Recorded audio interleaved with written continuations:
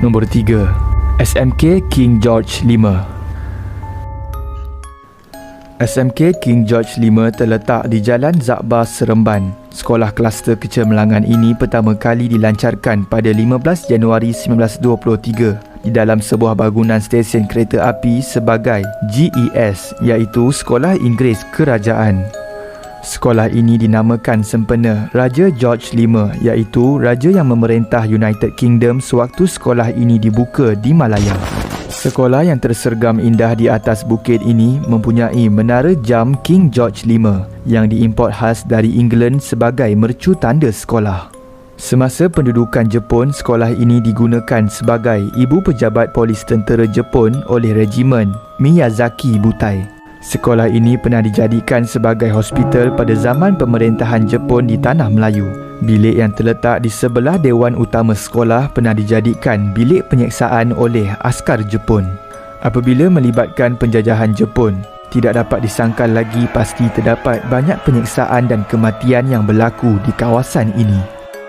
Menurut perkongsian kisah benar di YouTube Hasif Mecca, dia pernah mengalami pengalaman seram pada penghujung tahun 2010 ketika menjadi pelajar di sekolah ini dan tinggal di asrama sekolah.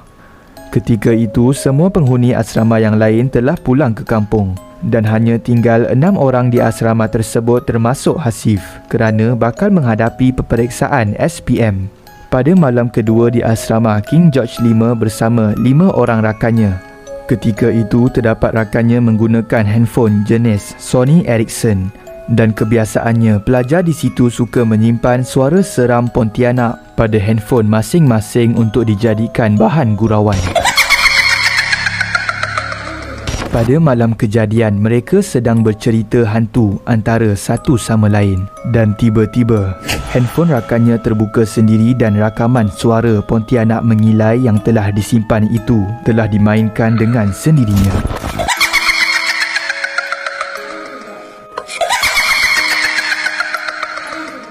Tiba-tiba handphone ni menyala sendiri dengan perempuan Pontianak mengilai.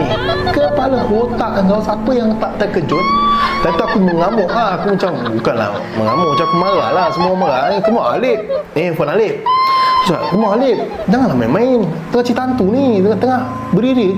Alip cakap apa? Kepala otak kau, dia kata.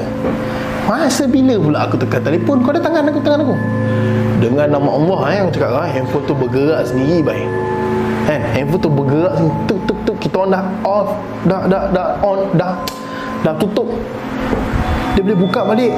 Dia turn on sendiri tau. Dia pergi dekat mengilai tu kali kedua. Kau bayangkan lah, tengok dah meremang lah.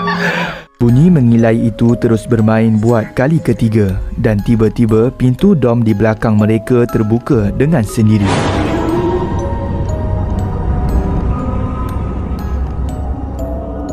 Kemudian rakannya terlihat ada kucing hitam lompat masuk ke dalam bilik. Setelah membuka lampu dan melihat kawasan sekeliling, tidak pun kelihatan kucing tersebut. Itulah antara kisah seram di SMK King George V. Selain itu, terdapat satu tragedi pernah berlaku di sekolah ini pada Jumaat 26 Februari tahun 2016, di mana seorang pelajar menemui ajal apabila ditemukan lemas di kolam renang sekolah ini. Ketika kejadian, pelajar tersebut dipercayai mandi bersama kira-kira 12 rakan lain dan disahkan meninggal dunia di Hospital Tuanku Jaafar.